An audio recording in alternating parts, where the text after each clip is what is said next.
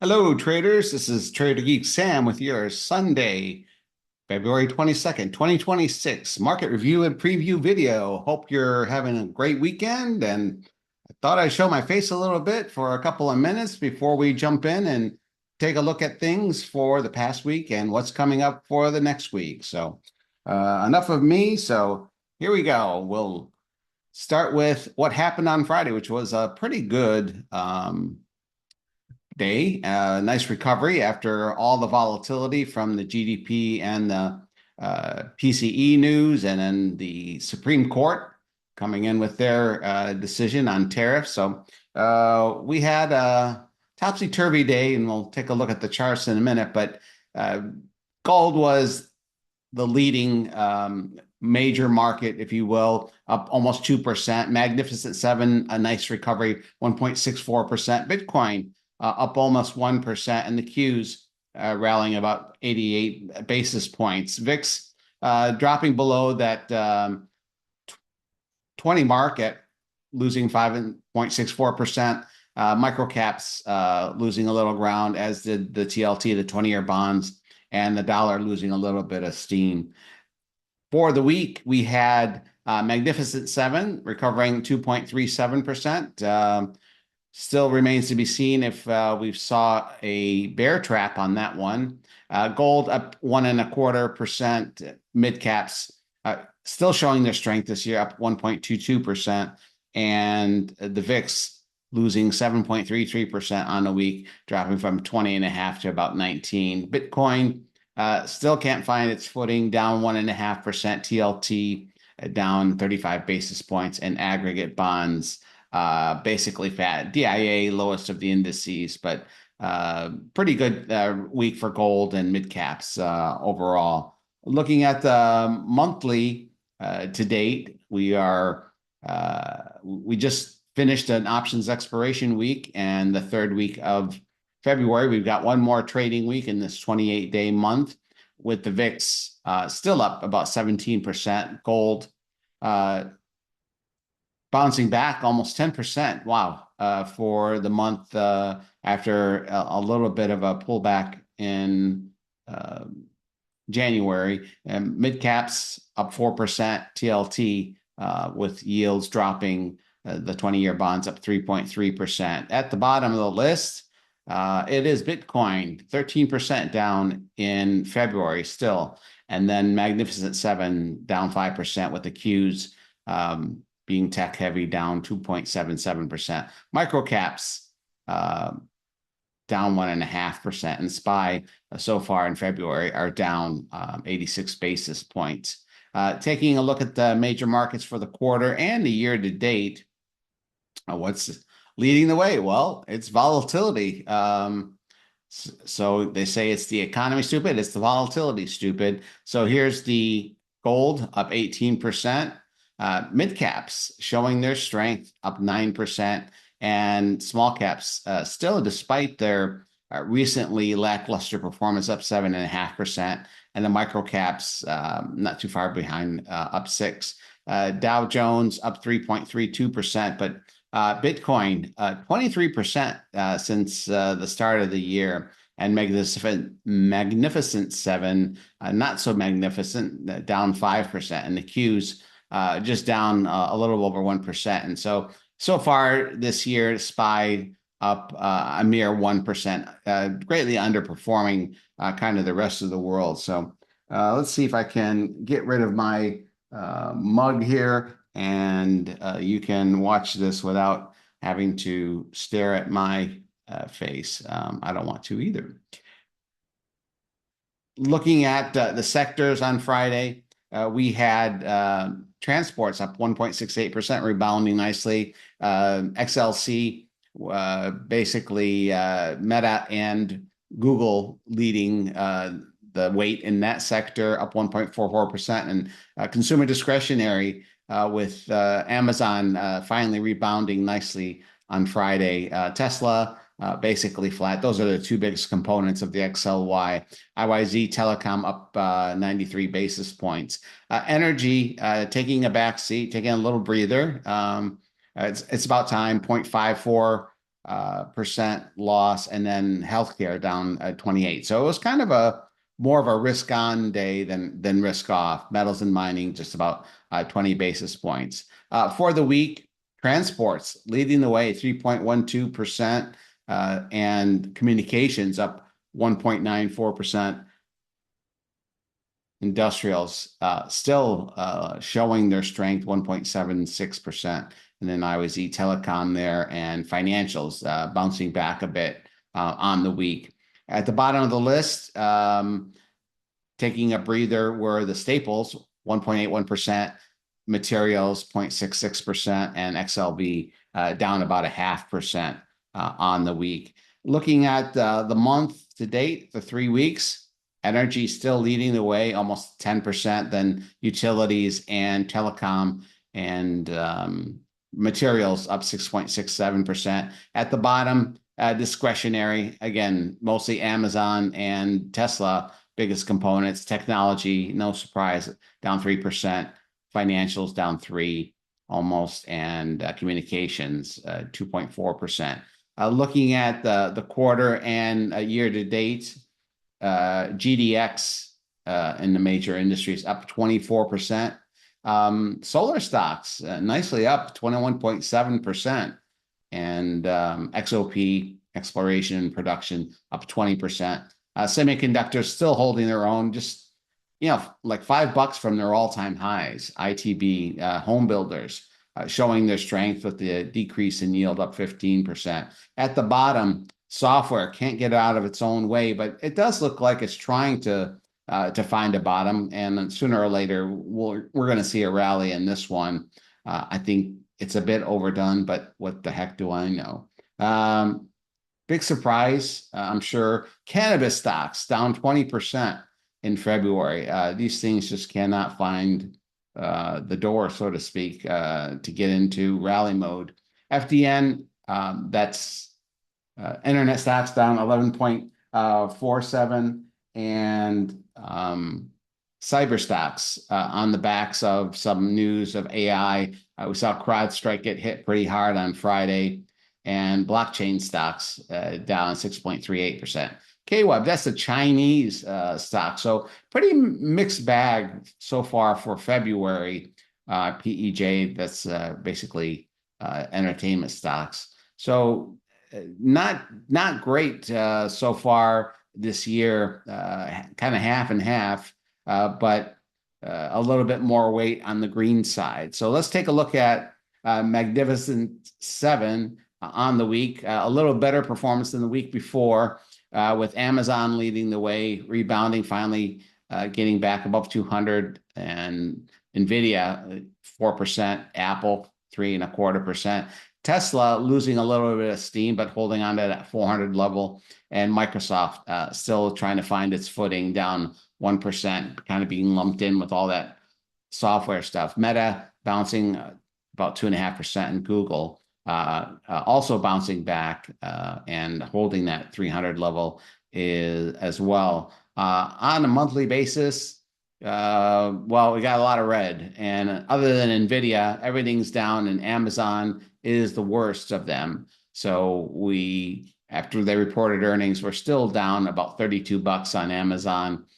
Same with Google, losing quite a bit, but recovering obviously a bit on Friday. Meta down 7%, and NVIDIA, again, the sole winner, Microsoft, down 6%. Tesla and Apple kind of flat on a year-to-date basis. So, or that's basically the month of February. But for the year to date, Microsoft, Clubhouse loser, almost 18%. Amazon, next in line, down 9%. Tesla, 8.43%. Leading the way, if you can call it that, NVIDIA, 1.78%. Rumors that they'll report earnings on Wednesday. So I guess we'll be treading water or playing more chop until they report. So as goes NVIDIA, as goes the market, we shall see. Google up 35 basis points. So year to date, we've got two of them positive, and Google barely positive. Meta barely negative, but 4 of them solidly going nowhere for the year. A little bit something different, courtesy of Kirk's Opportunities. Taking a look at some of the top 10 winners for the week. This list excludes crypto, leveraged, and ETFs and stocks. These are just essentially ETFs. Silver up almost 10%. Crude gaining 6. South Korea 5.9. Wheat and energy. Looking and just excluding leveraged ETFs. So this could include crypto and stocks, but still silver is in the lead. Crude oil pretty much look the same, except for Amazon gaining 5%. The rest of these are ETFs. When you don't exclude anything, it looks pretty similar. Amazon, wheat, energy doesn't look too different, but we have platinum and uranium leading the way. And you can see where the red comes in. Sports betting, Amazon, and Amazon in these different lists. Looking at it from the other perspective, the top 10 losers, this Destiny Tech 100 is kind of a private equity fund, and it's illiquid. It's terrible. And I don't know why anybody wants to put their money in this, but hey, if you want to invest in private equity, here's your chance. Cannabis, 4.8%. And if you look at the historical performance of this fund, it has not done well. It's lost about 2/3 of its peak value. So not going well just because you want to invest in pre-IPO companies. Maybe not the best idea. And I think it trades way above net asset value. So I would just stay away. Cannabis, big surprise there, right? And natural gas, despite bursts and spurts to the upside, still down 2% on the year. Japan down 2%. If you exclude leverage ETFs, Destiny 100 is there, and then same everywhere. So a little bit of something different here. And then finally, whoa, that's big. This is what Kirk calls the awesome portfolio. And basically, these are your stock funds or ETFs on steroids, 3x leverage stuff. So if you like chocolate-covered hand grenades, well, here's your chance. Emerging markets bulls on the week, up 5.91%. Look at that, up 44% on the year. Mid caps and next in line here, up 27%, and small caps. So what don't you see here? Other than this past week, the triple Q leverage Q up 3%. And here's the Max 7 for the last week. But where's all the red? Yeah, in the technology sector. So let's take a look at the charts now that we've kind of looked at ancient history. And we're looking at my typical and usual tri-pane. Better put this back to a daily chart. So for those new watching my video, I look at the daily, the weekly, and the monthly timeframes for the major indices. I'm a top-down trader. So if we look at and see what happened last week, here we go. It was a shortened trading week. So we started Monday with a little downside action, and we bounced back. Further bounce on Tuesday, pulling in on Thursday, and then a nice rally on Friday. So it was a positive week, as we saw about 1% up for the S&Ps. And we did close above this blue line here, which is the 50-day moving average, and right at the middle of the Bollinger Band here. So I think this is portending a little bit more strength to come. You can see MACD wants to flip positive. This is the fast line. If it closes above the signal line, could give us a daily buy signal. But you can go back months here, and we're just in the same spot we were. In fact, you can see it more clearly here on the weekly chart as I get ahead of myself. But, this candle is back in October. So we got up there in October, and where did we close that? That was 68.40. Here we are at 69.09. So on a $7,000 index, we are up 40, 50 points. Big whoop. Anyway, we have a bearish chandelier stop. That's a volatility stop, as well as a bearish parabolic stop in reverse. And here's that dot we need here, 69.60. So we need a close above there to flip that switch. And right around 69.65 here, if we can clear that congestion, we'd be good. And then if we can clear above, call it 69.85 or so, then we should be clear to go to all-time highs, as if, getting that close would preclude us from doing that. But we have a bunch of resistance here, but I think the path of least resistance, at least over the next couple of days, is to take us up there and test that resistance once again. Here's the top of this ugly candle that we had on Thursday the 12th. And we have RSI, which is basically middle of the road, 51. Switching back to the weekly chart, bullish chandelier, bullish PSAR. So we're still in a range, and you can see doji, call it a doji, but a nice candle for last week.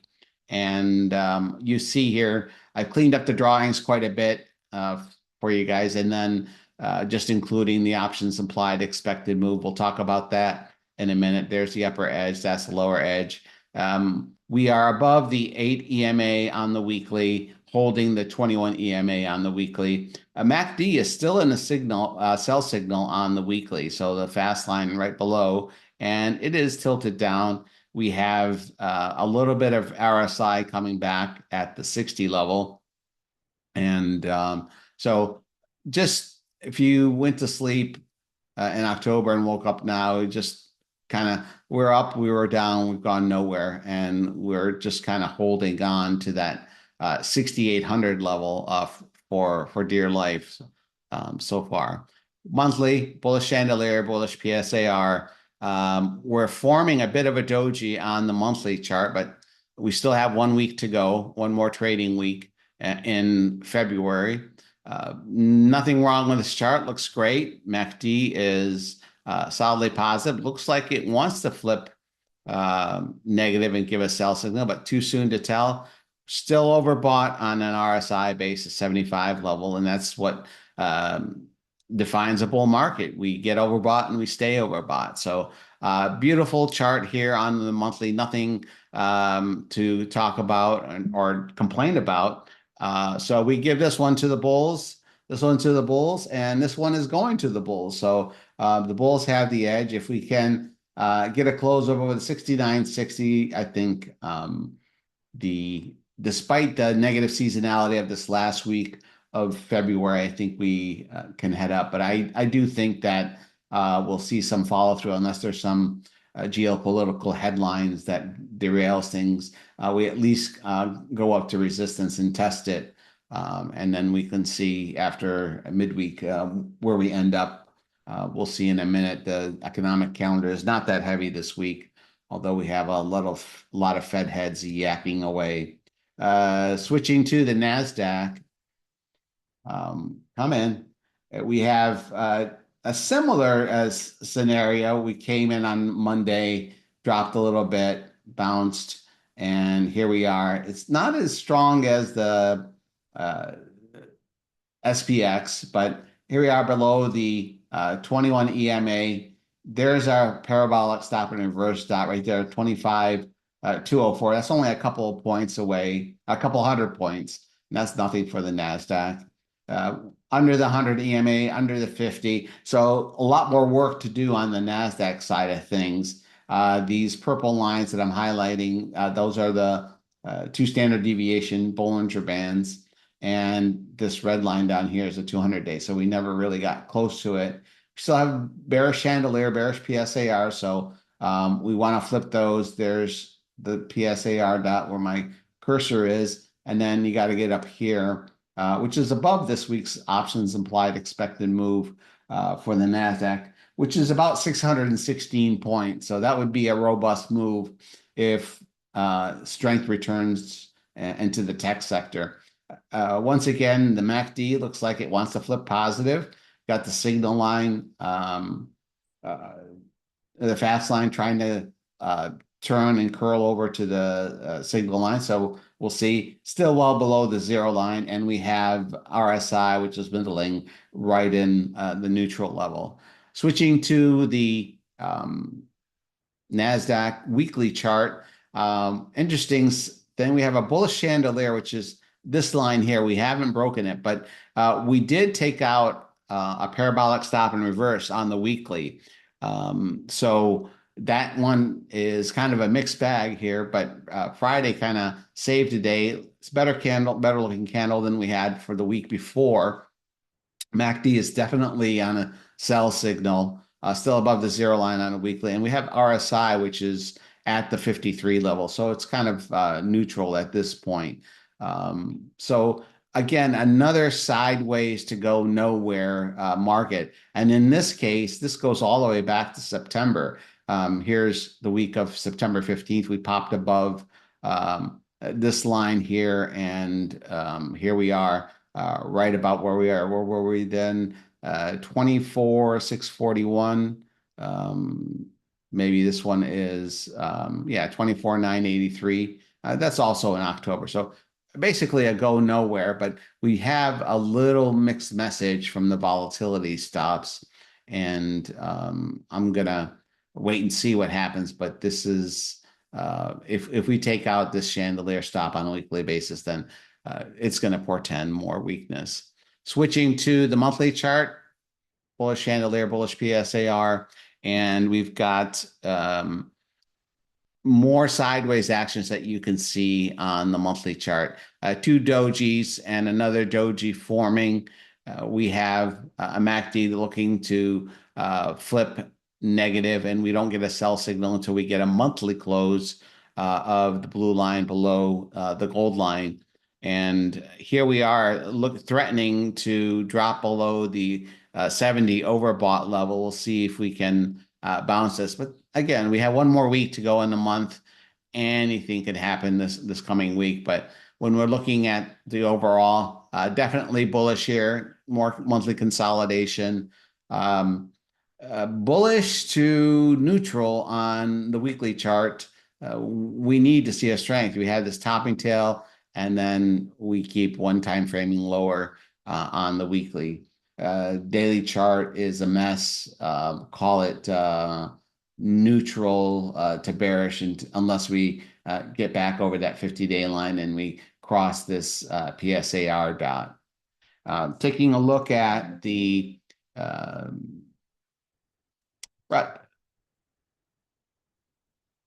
Russell 2000. We also have a mixed volatility signal, a bearish chandelier. So we got to clear this now. And a bullish PSAR, which is right here at the 26.25 level. You can see on these days, we touched it, but never closed below it. And the RUT or the small caps have a options implied expected move of about give or take 70 points. We'll see what we get this week, but you can see a lot of intraday action, topping tail here, nice candle, and then I call this the candy wrapper candle because we have the candy in the middle and the little ends of it, the wrapping. You can see MACD here is also trying to flip back to a buy signal above the zero line. We need to see more strength from the small caps than we've seen over the last week or so. On a weekly basis, bullish chandelier, bullish PSAR, those volatility stops are positive for more gains. And then more sideways actions. Here we popped above here in February or January, the first week of January, and we've gone nowhere but sideways. We've gone up, we've gone down, we've gone up, and here we are. MACD looking to turn down and give us a sell signal. We'll see if that happens. And we have a relative strength index at 65 almost. So closer to the overbought than the neutral level at the moment. Looking at the monthly chart, bullish chandelier, bullish PSAR. You can see this topping tail on last month's the January candle where we made a new all-time high at 27.35. This candle doesn't look too bad. Nice green candle and giving the edge to the bulls. Very nice uptrend above all the moving averages. We have a MACD that's solidly positive, no signs of rollover here. And who knows, maybe we could get overbought and stay overbought on the Russell 2000 small caps. We'll see. So we'll give this one to the bulls, and we'll call this one neutral at this point until we climb out a little bit higher and take out this bearish chandelier. So we have a lot of room with the Russell having about a 70-point expected move. Switching gears a little bit, I like to talk about the VIX. And as we saw earlier, we finally closed below the 20 level, but look at how wicky the VIXie is. And it's just a mess. It's just all over the place, topping tail again with all that volatility on Friday. MACD on the day looking like it wants to flip negative. We are still above the 200-day, so that's kind of a line demarcation. If we get two closes below the 200-day, that in some systems is a buy signal, and we are inside of the Bollinger Bands. And so once we traversed outside of it and closed inside it, we're somewhat short-term buy signal, but I haven't trusted it much of late because it's been so volatile. But in any case, on a weekly chart, still MACD is solidly positive. It looks like there's more gains to come on a weekly basis. And then on the monthly, don't pay a whole lot of attention to it. But you can see the chandelier's bullish here, half and half, and bearish on the monthly. But VIX is basically not quite dead right now.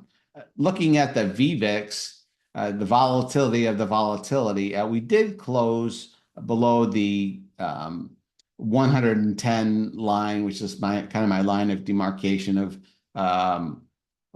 concern. Well, 100 is, but over 110, then it means that there's lots of VIX call buying to hedge by institutions. But we closed at 108, still above the 100 area. So this advantage goes to the bears. And but how high did we get last week? Well, we did hit